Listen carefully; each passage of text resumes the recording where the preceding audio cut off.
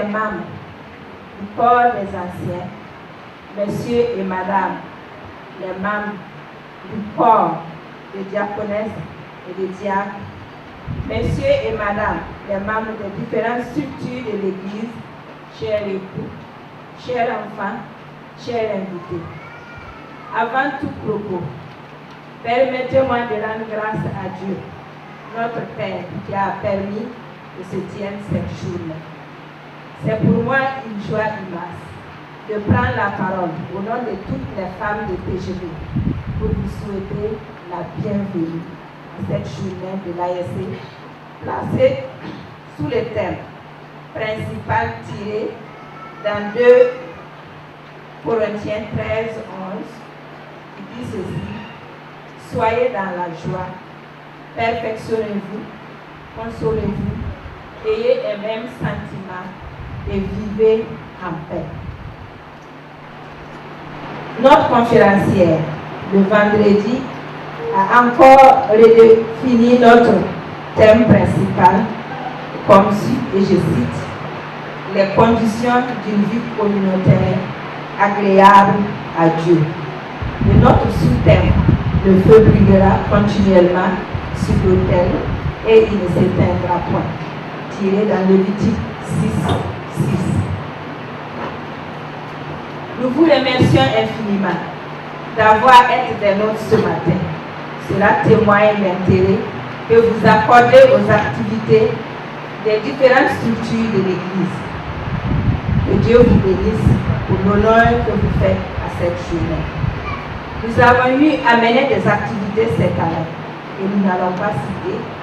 Et je demande à Dieu Tout-Puissant de bénir davantage toute l'Église et toutes les femmes pour leur participation financière et physique pendant toutes ces différentes activités. Nous prenons l'engagement cette année, comme notre thème principal le demande, d'avoir des conditions d'une vie communautaire qui seront agréables à Dieu. Ainsi dit, nous allons travailler à être dans la joie, à nous perfectionner, c'est-à-dire à rechercher la maturité spirituelle, à nous consoler les uns les autres, à avoir un même sentiment et à vivre en paix avec nous-mêmes, avec les autres et avec notre Dieu, à travers nos activités comme l'intercession, les enseignements, les visites à domicile, les sorties récréatives, les visites d'église sœurs et ainsi de suite. Et ainsi, en plus d'autres échanges d'expériences dans un cadre sain. Femmes de TGV, ensemble, nous avons choisi un slogan qui nous interpelle toutes. Ouvrières du Christ, femmes vertueuses, nous le sommes. Nous ne voulons pas seulement réciter ce slogan, mais nous voulons demander à Dieu le Père, à Dieu le Fils et à Dieu le Saint-Esprit de nous aider, que cela soit une réalité dans nos vies et dans nos familles. Je m'adresse à présent à toi, femmes de TGV. Femmes, ta présence pendant les cultes et les différentes activités de l'Église, et surtout les activités de l'ASC, illumine les autres. Ta joie de vivre pendant les cultes égaye toute l'Église, qui n'a donc plus le droit de venir en retard, à plus forte raison de t'absenter pendant ces cultes et ces différentes activités. Tu as la lourde tâche et mission d'exhorter, de conseiller. C'est toujours aux femmes de TGV que je parle. Vous avez la lourde tâche et la mission d'exhorter, de conseiller, d'encourager, de soutenir, de fortifier, de réconcilier toutes les femmes et même tous les membres de l'Église. Comme notre Dieu nous le demande, et nous voulons vraiment œuvrer à avoir des conditions de vie communautaire qui nous seront agréables. Je vous demande donc de ne pas vous laisser abattre à imiter quoi que ce soit, à un acte ou un comportement ou une situation quelconque. La parole de Dieu nous dit, je cite, que toute chose concourt au bien de ceux qui aiment Dieu. Par ailleurs, je demande à Dieu le Père de te donner chaque jour la force de faire ce que tu dois faire pour lui tous les jours. Je termine en rappelant nos ressources financières qui sont composées comme suit. La cotisation mensuelle qui s'élève à 1 000 francs par femme, les cotisations ponctuelles pour les besoins précis et les offrandes de la journée de l'AEC comme celle-ci. Femme de TGV, tu as de la valeur aux yeux de Dieu. Élargis ta vision et reconnais ta valeur en Dieu. Sion 2016. AEC, ouvrière du Christ. AEC, ouvrière du Christ. Femme, vertueuse nous le sommes. Bonne fête à toutes et à tous. Que Dieu nous bénisse.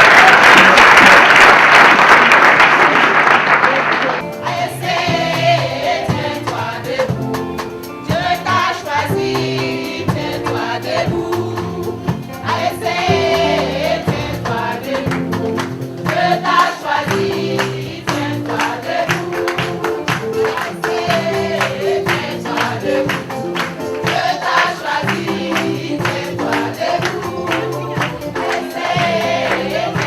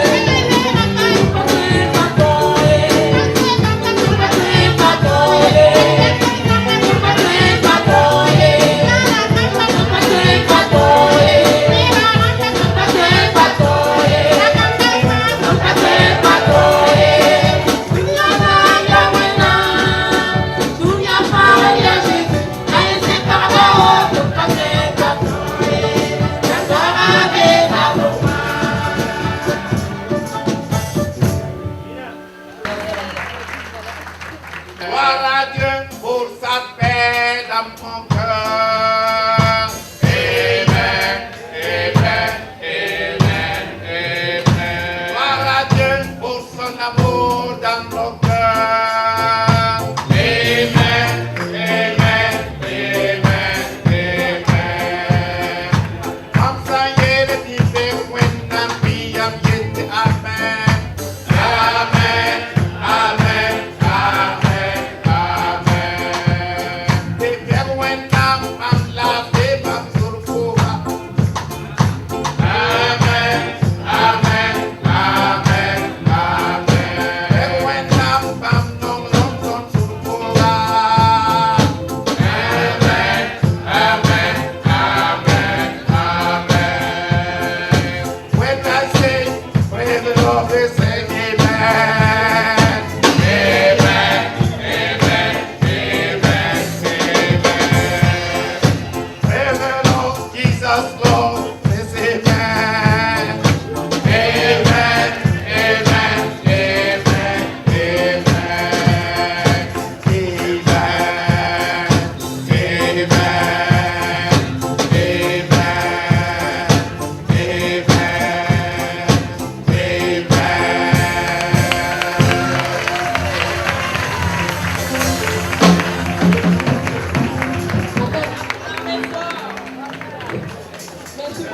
Alléluia.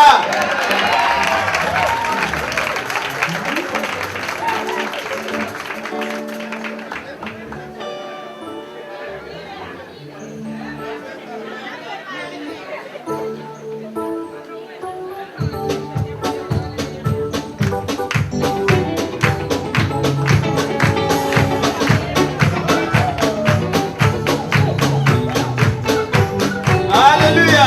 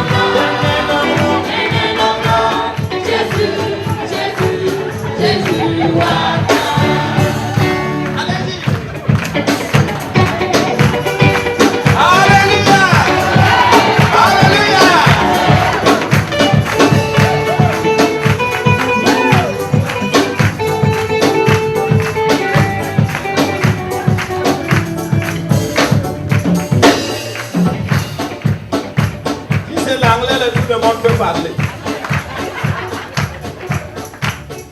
Holy, holy, holy.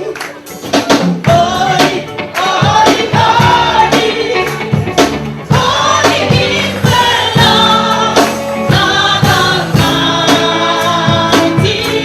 Holy, holy, holy, holy, holy, holy. Holy, holy, holy, holy.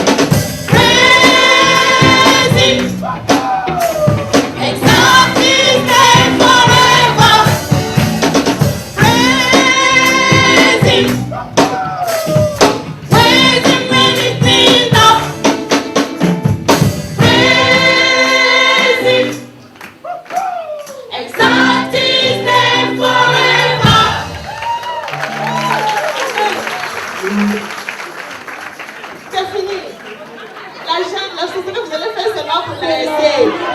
Ça finit comme ça. J'allais près du lac m'asseoir où la rive était isolée. À l'heure où descend la fraîcheur du soir, les montagnes de Galilée. Et là je voyais parfois l'étranger,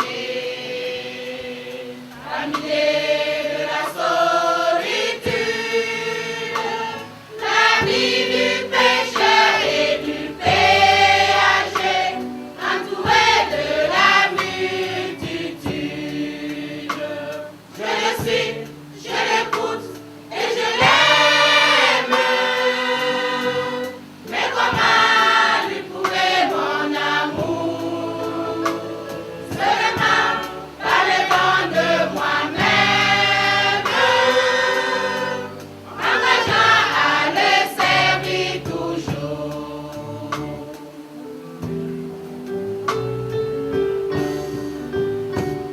Alors au matin j'ai voulu savoir ce que dit de lui l'Écriture. C'est là qu'on attend, qu'on peut le voir, se donnant à lui sans mesure. Il vit et il me remporte en nos mots. Il achète une race vive, récit et mouvement, merveilleux tableau, quel sauveur et quel évangile. Je le suis, je l'écoute et je l'aime. Mais comment lui prouver mon amour? Seulement par le don de moi-même, m'engageant à le servir toujours.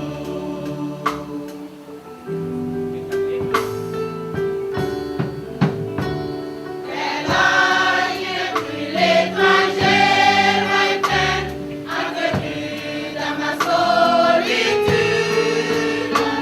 Un rêve, un espoir, l'idéal humain, mais la vie et la certitude. Jésus, Fils de Dieu qui mourut à croix, a décrété que ma foi s'écrit. Quiconque ta vie se repent et croit a déjà la vie éternelle. Je le suis, je l'écoute et je l'aime. Mais comment lui prouver mon amour? Seulement par le don de moi-même, m'engageant à le servir toujours. Je le suis, je l'écoute et je l'aime. Mais comment lui prouver mon amour? Seulement par le don de moi-même, m'engageant à le servir toujours.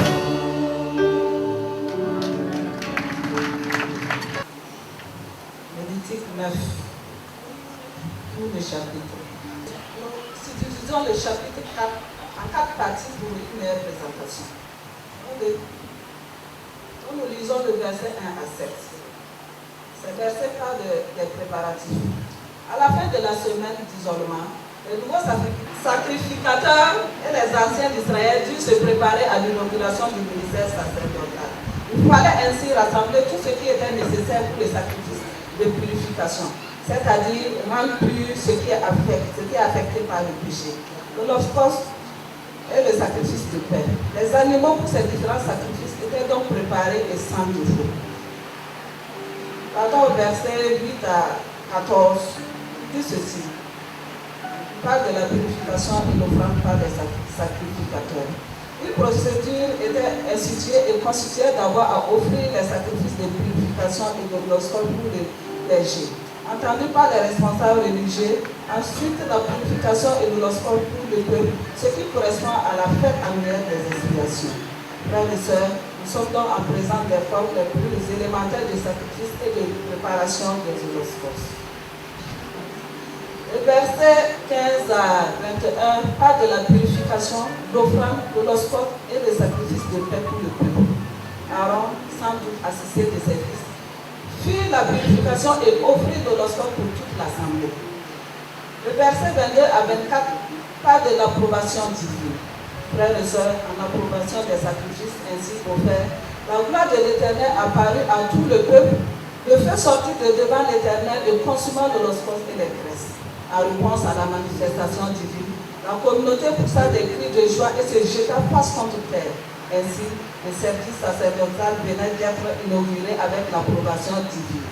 Que Dieu soit loué et que sa présence nous remplit continuellement de joie. Amen. Que Dieu bénisse la lecture de la parole et que nous puissions sacrifier, c'est-à-dire le servir de tout notre cœur et âme dans nos vies quotidiennes. Soyez richement bénis.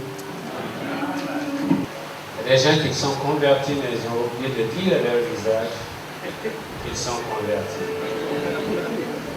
Amen. Un chrétien triste est un triste chrétien.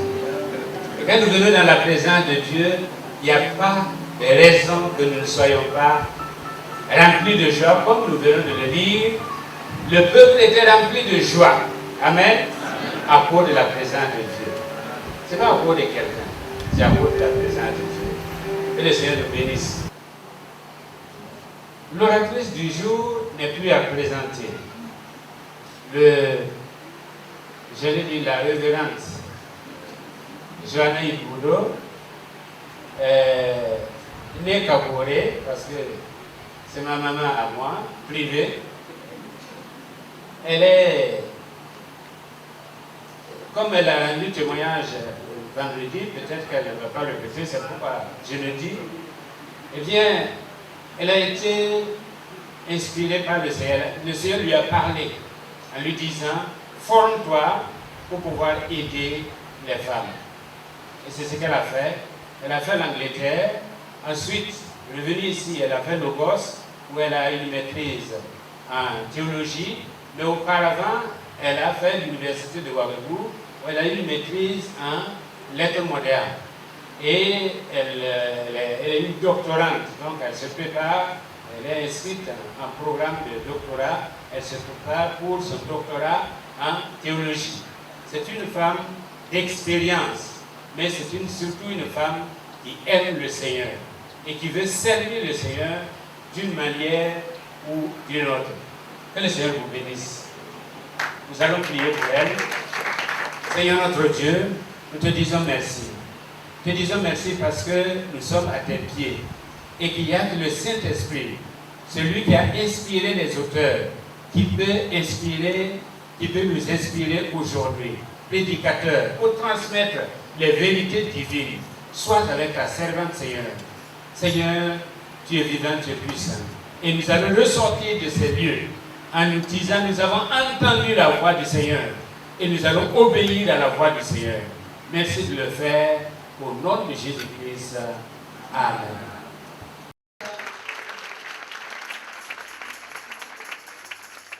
Je veux dire que la journée de l'ASC est une vision extraordinaire.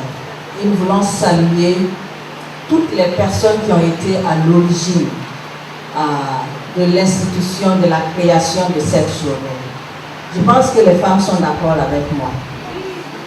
La journée de l'ASC, quand je pense à certains pays, je dis vraiment, c'est une vision qui est venue de Dieu. Et l'Église a accepté d'instaurer cela.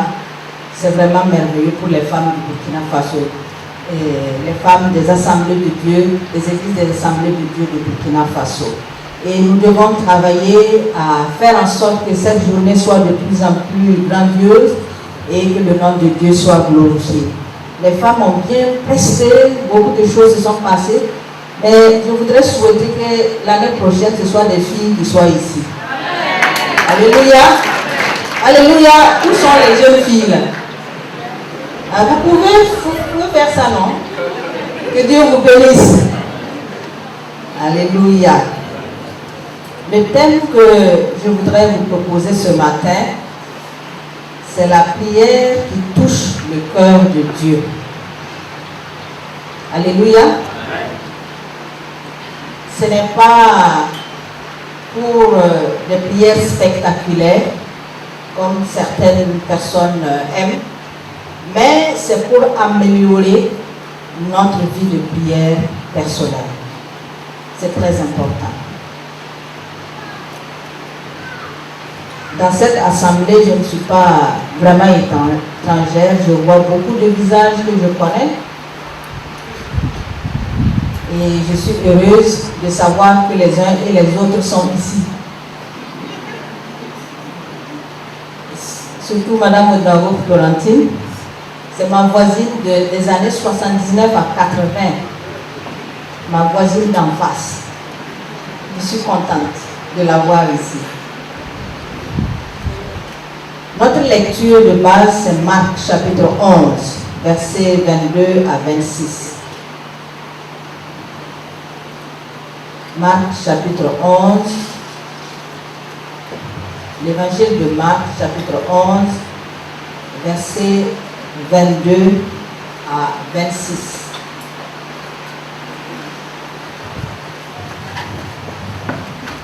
Si vous avez trouvé, nous allons lire l'évangile de Marc.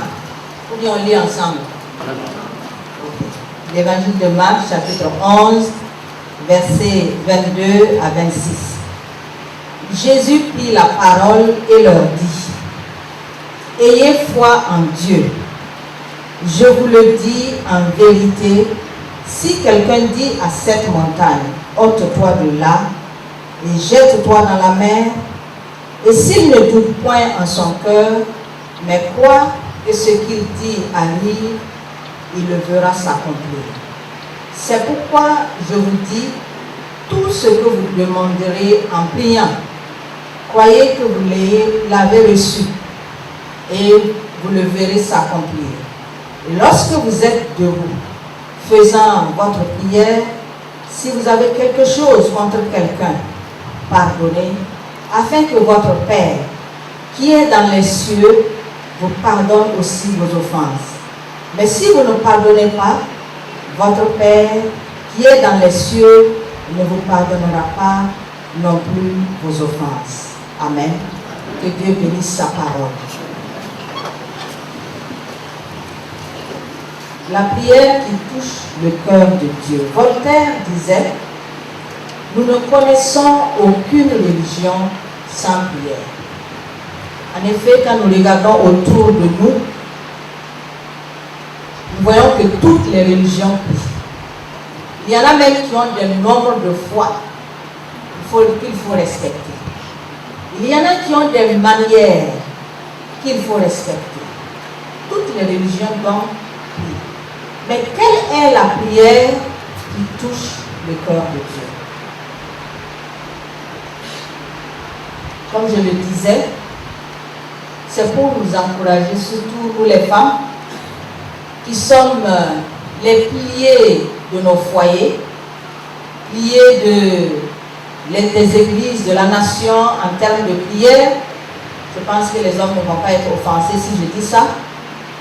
C'est la vérité, n'est-ce pas? C'est la vérité. C'est pour les encourager à développer chacune une vie de prière qui porte des fruits. Nous allons voir 3 points. Le premier point, qu'est-ce que la prière? Le deuxième point, pourquoi prier? Et troisièmement, les conditions bibliques d'une prière qui touche le cœur de Dieu. Premièrement donc, qu'est-ce que la prière? Le littré définit la prière comme un acte par lequel on s'adresse à Dieu. Alors, si c'est un acte par lequel on s'adresse à Dieu, il faut savoir que la prière ne consiste pas à présenter à Dieu des litanies de plaintes. Seigneur, tu vois, mon mari il a fait ça, mes enfants ils sont comme ça. Ça c'est pas la prière. Prier, ce n'est pas présenter à Dieu des plaintes. Ensuite, prier, ce n'est pas envoyer Dieu comme nous envoyons la bonne avec une liste de besoins au marché. Si tu pars au marché, tu achètes 100 francs de ceci, 100 francs de cela, 500 francs de cela. Ce n'est pas ça la prière.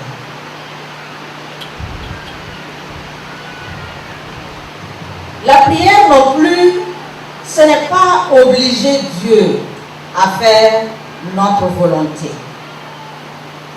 Mais c'est nous qui devons faire la volonté de Dieu. Il y en a qui choisissent ce qu'ils veulent et qui veulent que Dieu rentre dans ce que eux ils veulent. Ça, ce n'est pas la prière. Et je voudrais ouvrir une parenthèse ici pour m'adresser particulièrement aux jeunes gens aujourd'hui. Parce que quand on est jeune, on veut forcer Dieu à rentrer dans ses projets. On ne veut pas suivre les projets de Dieu, les plans de Dieu, mais plutôt ce que nous avons comme projet, ce que nous avons comme plan. Je donne mon propre témoignage. Quand j'étais en classe de terminale, et j'avais fait mon programme. Je voulais, après le bac, et faire la philosophie. Et à l'époque, si vous choisissez de faire la philosophie, vous ne faites pas les études à l'université de Ouaga.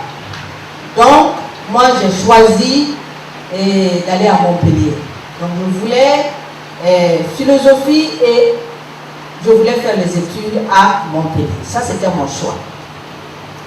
Et le bac s'est passé, j'ai fini toutes les épreuves et le lendemain des épreuves, j'ai fait un accident. Je me suis retrouvée inconsciente à l'hôpital Yalagno. Et quand j'ai ouvert les yeux, et j'ai vu ma tutrice, Madame Oudraogo, elle m'a dit, je suis en train de chercher les médecins pour avoir un certificat médical pour toi. Parce que si tu dois aller au deuxième tour, il faut que cela puisse se préparer maintenant. Et je lui ai dit, je n'irai pas au second tour. Je dis, je suis consciente que je dois avoir le bac du coup ou je ne l'ai pas. Et effectivement, je n'ai pas eu le bac. Je savais que l'accident était causé pour arrêter mon projet de Montpellier. Je ne sais pas ce qu'il y avait dedans, mais j'ai su. Dieu a parlé à mon esprit et j'ai su que ce bac, j'ai échoué. Ce n'est pas que j'étais mauvaise élève, j'ai échoué. Et la directrice s'est déplacée pour venir chez moi parce qu'elle avait peur que je me fasse du mal. Parce que j'ai échoué au bac, étant parmi les meilleurs élèves. J'ai dit, c'était une soeur, c'était à Colonaba, j'ai dit, ma soeur, je savais que j'allais échouer quand j'ai fait l'accident. C'est pour dire ce matin, s'il y a des jeunes filles, des jeunes garçons, vous avez fait vos projets et vous voulez que Dieu rentre dans votre projet, dites seulement, Seigneur, ma vie t'appartient. Fais de moi ce que tu veux. Et vous allez voir que les choses vont aller rapidement pour vous, vous allez réussir, vous n'allez pas vous mettre en retard. Si vous voulez que Dieu fasse ce que vous voulez, peut-être que je ne souhaite pas que vous passiez par un accident comme moi, parce que ce n'était pas facile, mais vous vous mettez en retard. Donc la prière, ce n'est pas obliger Dieu à faire notre volonté, mais c'est nous qui devons faire la volonté de Dieu. Je ferme la parenthèse.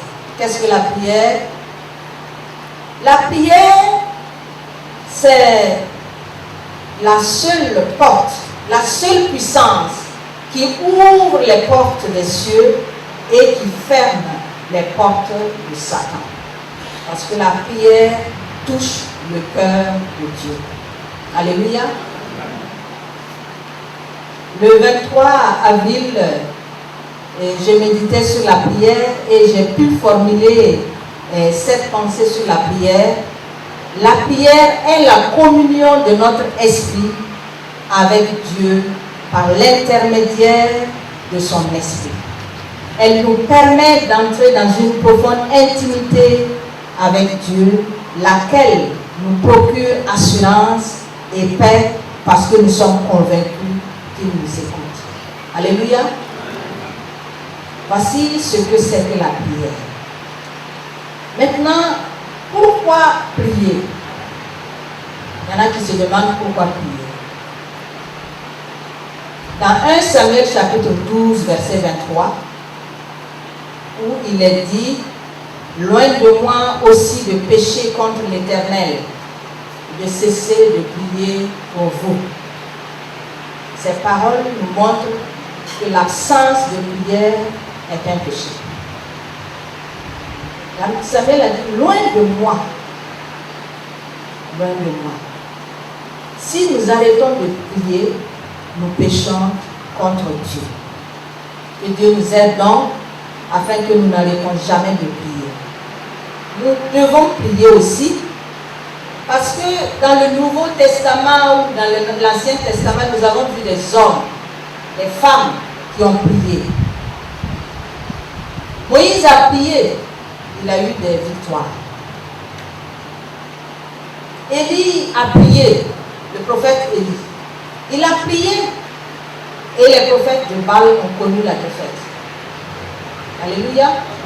Le même Élie a prié et a bloqué l'économie d'une nation en arrêtant la pluie.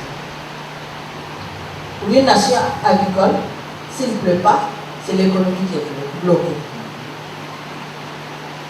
Josaphat a prié et les armées ennemies se sont entretenues. Pourquoi devons-nous prier? Nous devons prier parce que c'est comme une obligation pour nous de prier. Quand nous regardons dans Matthieu chapitre 6, tout le chapitre 6, on dit lorsque vous priez, lorsque vous gênez, lorsque vous faites des aumônes. Ce n'est pas si vous priez, ce n'est pas si vous jeûnez, ce n'est pas si vous faites des aumônes. Ce sont des choses pour le chrétien, c'est normal. Lorsque vous priez. Et Jean-Baptiste Massillon a dit: le chrétien est un homme de prière. Son origine, sa situation, sa nature, ses besoins, sa demeure, tout l'avertit qu'il faut prier. Nous sommes obligés de prier. Tout nous avertit que nous devons prier. Pourquoi devons-nous prier? Nous devons prier parce que le Seigneur Jésus lui-même a prié. N'est-ce pas? C'est la prière qui lui a donné la force de vaincre Satan après son jeûne de 40 jours. C'est la prière qui l'a protégé de tous les mauvais plans des pharisiens. Si le Seigneur Jésus a prié, nous devons prier. Vous voyez, l'absence de prière a fait que aujourd'hui, de nombreux chrétiens sont obligés de vivre dans des compromis. On veut être à l'église et en même temps, on veut être avec les forces occultes. C'est l'absence de prière qui nous amène dans cette situation. Si nous vivons dans la prière et que la puissance de Dieu se manifeste dans nos vies, nous n'avons pas à négocier encore avec cette force occulte-là. Parce que certains d'entre nous, nous avons quitté là-bas, venir à Jésus, pourquoi encore faut-il aller se compromettre dans des choses que nous avons quittées?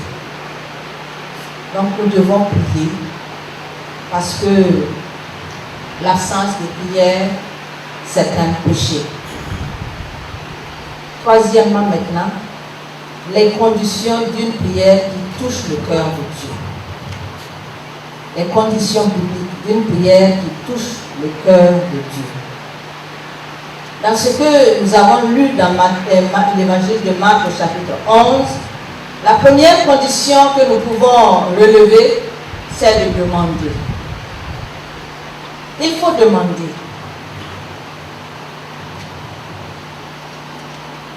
Il faut demander. Dieu, c'est vrai, c'est lui qui nous a créés, il nous connaît, il sait quand nous nous levons avant même que nous nous asseyons, il sait tout. Il sait tout. Mais je dois ouvrir ma bouche pour formuler ma requête. Il faut demander. Ça, c'est la première condition.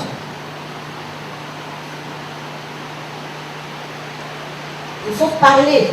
Parce que Dieu lui-même, il a parlé pour créer le ciel et la terre. Le pasteur disait tout à l'heure,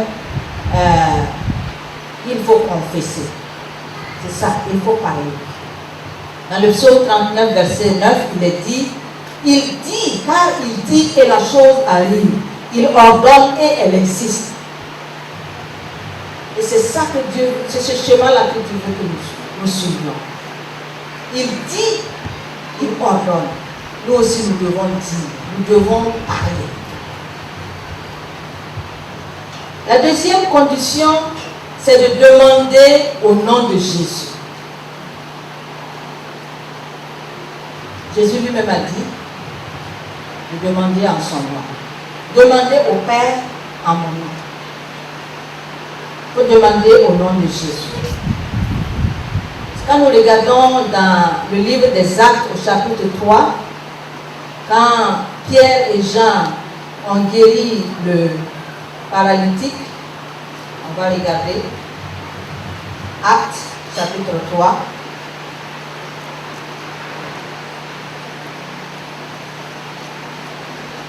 C'était au nom de Jésus.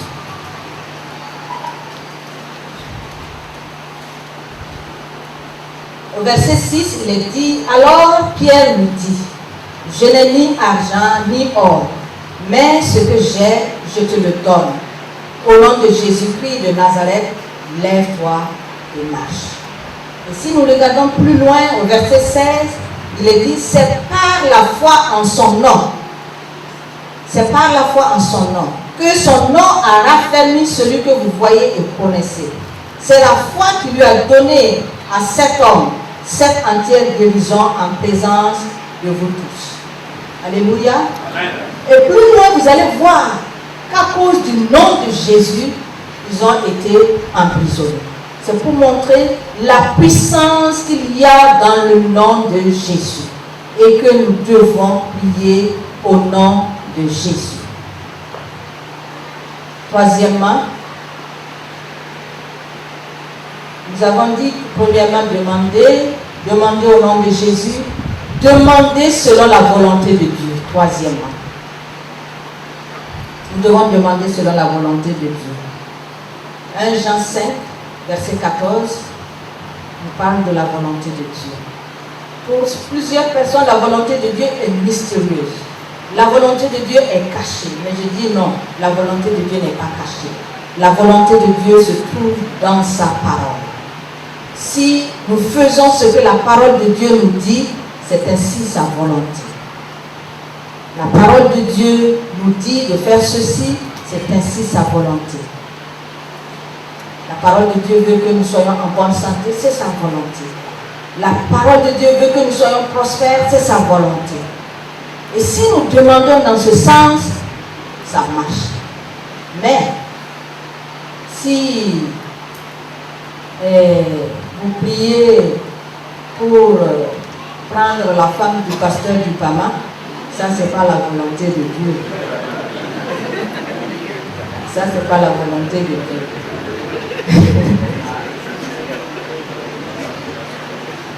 Donc la volonté de Dieu se trouve dans sa parole.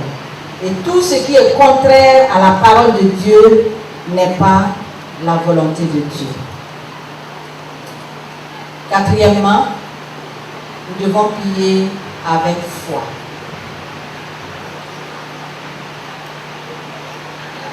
L'évangéliste Marc a commencé en disant « Ayez foi en Dieu ».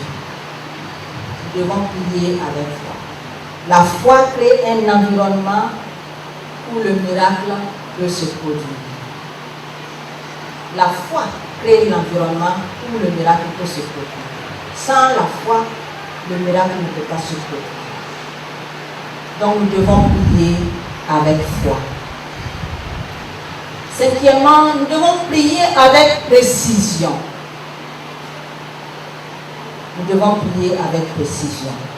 C'est pourquoi dans la prière que nous récitons, notre Père qui est aux cieux, il dit, donne-nous aujourd'hui notre pain quotidien. C'est précis. Jésus même a enseigné qu'il fallait prier avec précision. Nous devons être précis dans nos prières. C'est quoi je veux exactement. Et il faut dire cela avec précision.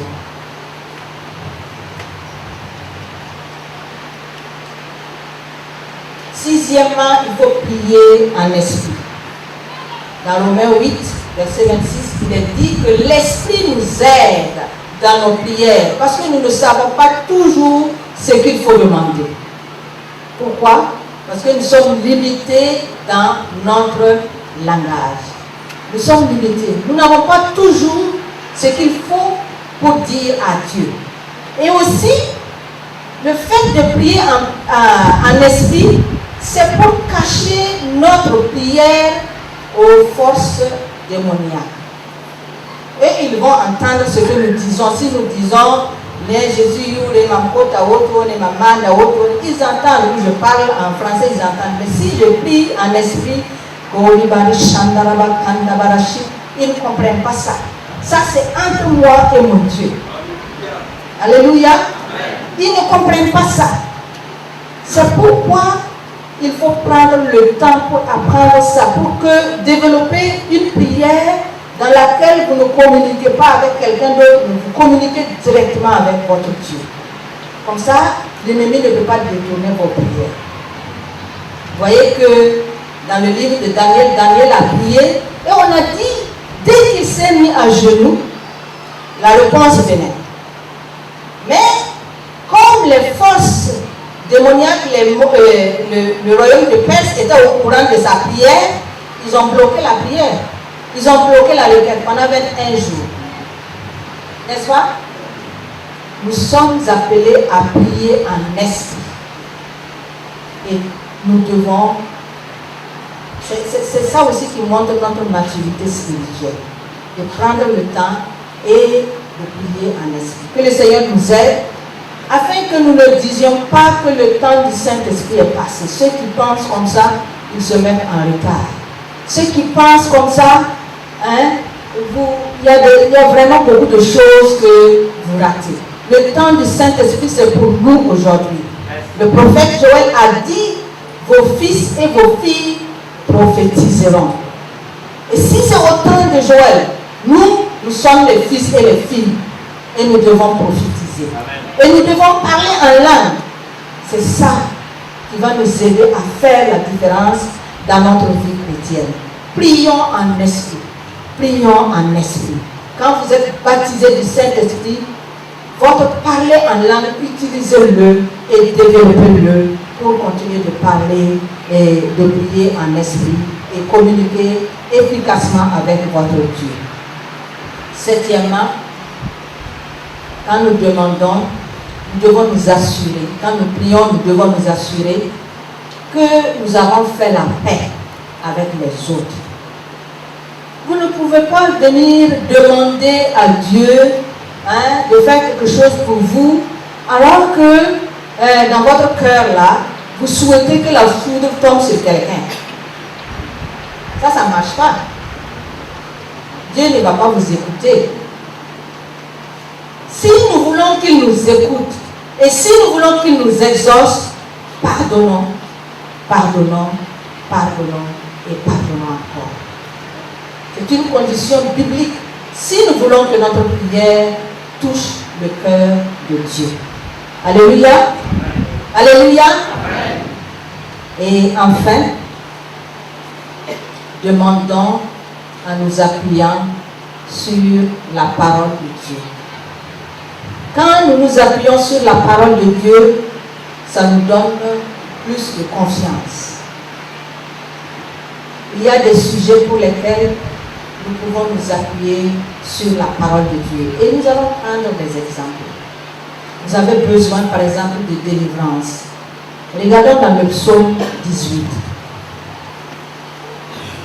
Psaume 18.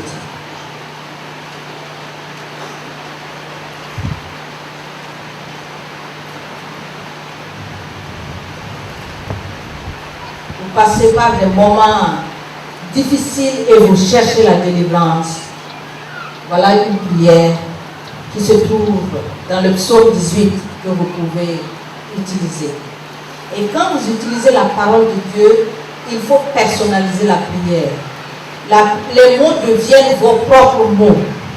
Si nous prenons à partir du verset 14, il est dit, l'Éternel tonna dans les cieux. Mais vous, dans votre situation, vous dites, l'Éternel tonne dans les cieux. Très haut, fais retentir ta voix avec la grêle et les charbons de feu. Lance des flèches et disperse mes ennemis. Multiplie les coups de foudre et mets-les en déroute. Vous voyez, il faut utiliser la parole de Dieu et la personnaliser. Verset 18. Délivre-moi de mon adversaire puissant, de mes ennemis qui sont plus forts que moi. Verset 20. Mets-moi au large, sauve-moi parce que tu m'aimes. Verset 29. Fais briller ma lumière, Éternel, mon Dieu, éclaire mes ténèbres. Verset 33. Sers-moi de ta force et conduis-moi dans la voie droite. Alléluia. Amen. Nous parlons directement à Dieu en utilisant sa parole encore. Si vous êtes, vous avez connu des moments de défaite et vous voulez prier maintenant par rapport à cela, prenons le psaume 90. Le psaume 90. À partir du verset 14.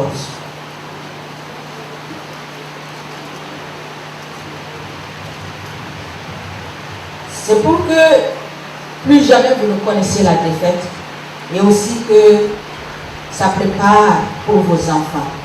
Verset 14 dit, rassasie-moi chaque matin. Là il est dit nous, mais moi je prie pour moi-même. Rassasie-moi chaque matin de ta bonté et je serai toute ma vie dans la joie et l'allégresse. Réjouis-moi autant de jours que tu m'as humilié, autant d'années que j'ai vu le malheur. Que ton œuvre se manifeste à ta servante et ta gloire sur mes enfants. Et je mets leur nom.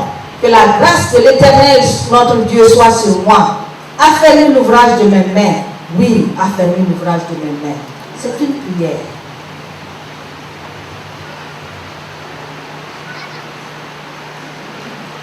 Une autre prière que je vais vous donner aussi, dans Ésaïe 60.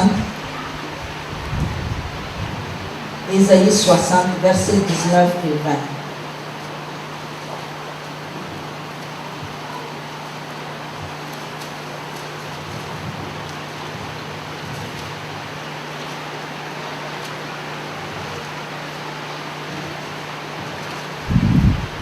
20. Ésaïe 60, versets 19 et 20. Ce n'est plus le soleil qui me servira de lumière pendant le jour, ni la lune qui m'éclairera de sa lueur. Mais toi, Éternel, tu seras ma lumière à toujours. Mon Dieu sera ma gloire. Mon soleil ne se couchera plus et ma lune ne s'obscurcira plus.